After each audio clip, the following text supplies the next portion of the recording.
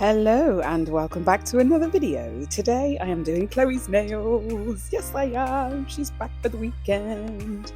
So without further ado, let's get into it. Welcome to my channel. My name is Sarah, if you don't already know. Don't forget to subscribe, like and comment below. Right, I don't know what you can comment. I don't know, comment anything. Tell me your favourite drink. We created our own acrylic colour today because there wasn't a shade that she wanted. So we used Perfect Pink from Nailmate, and I'm not going to add this to the acrylic. I'm just going to go on top of it with this glitter. I just didn't have she wanted pink with sparkles. I didn't have it. So yeah, right, take a breath, Sarah, take a breath. So obviously, first I'm going to prep her nails by pushing back her teeny tiny minute cuticles. Her hands are, she's a fully grown adult, guys, with a very responsible job in life, you know, and yet she has the hands of a 5-year-old. She's tiny. She's got the feet of a 5-year-old too, tiny. We've pushed back the cuticles. I'm going in with my E-file on about 1200. Nice and low, enough to tickle your hand. And she nibbles and picks a lot in the cuticle area. So I am just going to exfoliate with this bit. I'm obviously using it very gently. I start in the middle of the nail and use a forward motion to go middle to left, and then I use reverse to go center to right, and that just ensures that I'm using equal pressure throughout. I don't push either. I just let the bit do its work. It's really gentle. I know because it's sped up it looks quite aggressive, but it's not.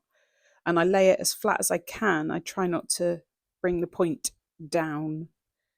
I play around with different bits on different people because we're all different, right? So Chloe has a thicker cuticle area and firmer skin, whereas Abby has incredibly soft, like tissue paper cuticle areas and less non-living tissue.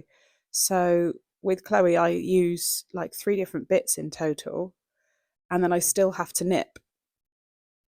That could be because I don't do the full like Russian manicure technique with the bit grinding everything away, but that's just because I don't do it. It's not what I do. It's not my thing. I haven't had training in that technique. I don't know how they do it. You know, where they just like file it away with the e-file because it's sore. Surely it's sore. Does it hurt? It looks like it hurts. I mean, it probably doesn't. Probably hurts if you do it wrong. So I'm just using my nippers to get rid of the hangy bits. She had some skin that was hanging on the side of her finger, and I just thought I'd nip that because she'll catch it and it'll rip. And I'm just tidying up the general bits and bobs. Nothing too drastic. If it doesn't need to go, it's not going. But if it's hanging there and it's crusty and white, there's no active blood supply, it is getting out of the way. There we are. See, if it's crusty and white, you know, you nip it, it's just getting rid of it. But then if she carries on nibbling and picking, it will just grow back thicker anyway. So I'll just have to repeat it again. It's not like a permanent thing. So how are you all? Are you okay? Are you ready for fall nails? Do you want Halloween? I mean, are we just diving straight in? I love fall nails, but at the same time, I'm itching to do some Halloween designs, like absolutely desperate. So I think I might jump between the two just to really confuse everybody. The YouTube algorithm still hates me, but what can I say? I did abandon it for quite a while, so what can I do apart from ask for your support by liking and commenting and setting the notification bell to make sure you get notifications of all my videos. I am using a sanding band. I don't know if you can see here. This is a 180 grit sanding band, and it is on, I think, like 11 or 1200. It's so slow, and I'm keeping it flat as possible against the nail, and just removing the shine. It just takes a bit of pressure off my hand, that's all, if I can do it with an e-file. But I'm very, very, very mindful, very gentle. So yeah, I just gently buff. I don't kind of want to dig in, and it's remembering to hold it flat, I think, is the key. And I myself have tilted the file before and been like, oh dear, that doesn't look right. You know, it's not like you don't do it. It happens, especially if you lose concentration.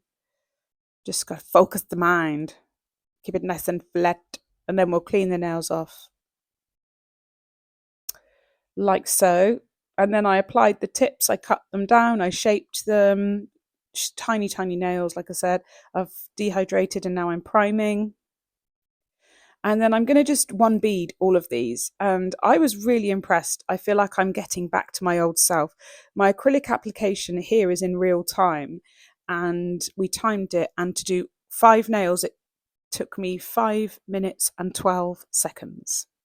Yep. I was like, oh, hello. And technically, they could have been one and done. Like, it's only because I'm adding a bit of glitter acrylic on top and then capping it that they took longer. But if they were just nudes, they would have been one and done. Simples. Because she's got tiny nails. It's easy. And this acrylic is easy to one bead it. Oof, that's perfect pink from Nailmate. And it is perfect, actually. It's a beautiful colour. Not too pink, not too nude, not too warm, not too cool. It's just right. So I'll let you watch me do the one bead because I find this quite satisfying.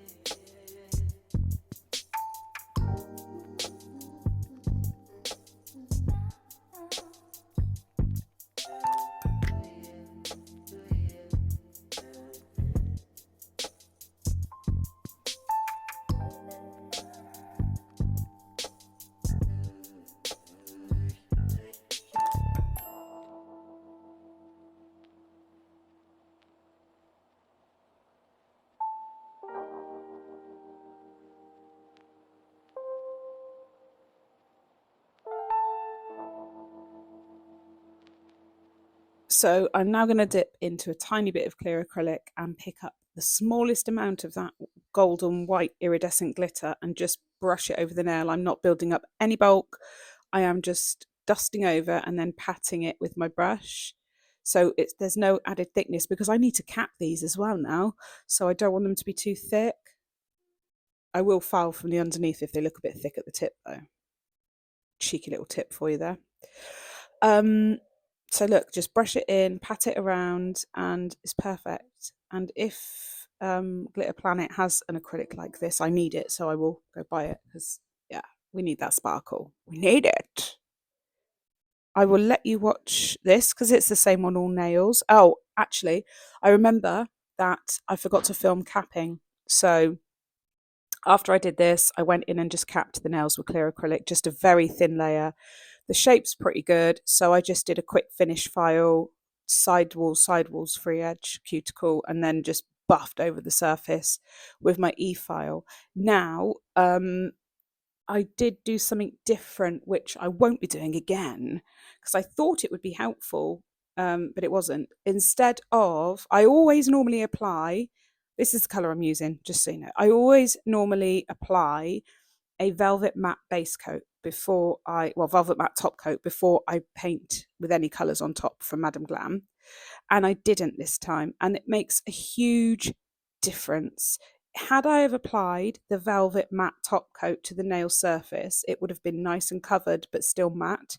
And I could have just done one coat of this, and it would have been perfect coverage. But because instead I painted onto a nail surface that still had like undulations in it, the coverage didn't stay as sharp, I want to say.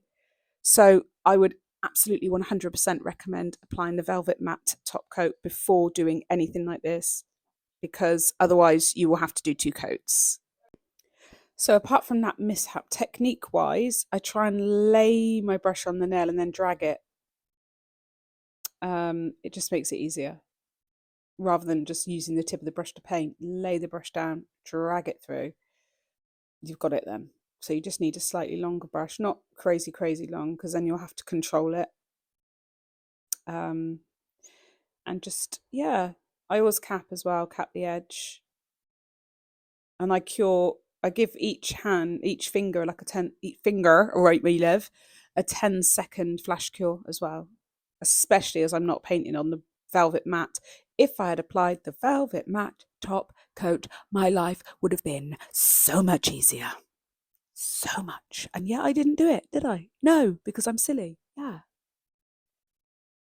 I don't know why I didn't do it. I just was like, I shouldn't need to do that. No, it applies so much better. Makes such a difference. But there you go. That's what I did. It's lovely though, isn't it? So I did the same on every single nail. She's got to keep them relatively neutral because she has a professional role and also a professional volunteering role in her spare time, which means that she cannot have all the pretty nails. It was okay during the summer holidays because her volunteering role was not on, so she could have the pretty flowers and the bling bling and stuff, but now she can't because it's volunteering time. But they look really pretty and the shape really suits her. So once they're all cured with their first cure, I'm just going to go back in and literally just add a little bit more because I didn't apply the matte base coat, so the colour just didn't sit. It tends to, I don't know what you would say, I just don't know, it just doesn't, it sits so much better if you apply a velvet matte top coat first as your base coat. It just grips and holds and looks phenomenal and pops. Yeah, that's that really. What else can I say? Apart from they're very pretty though. I'm jabbering away. I don't really know why. There's not much else that I did after this. Obviously, cured them. That would be helpful. I can't remember if they were a 30 or a 60-second cure for this gel.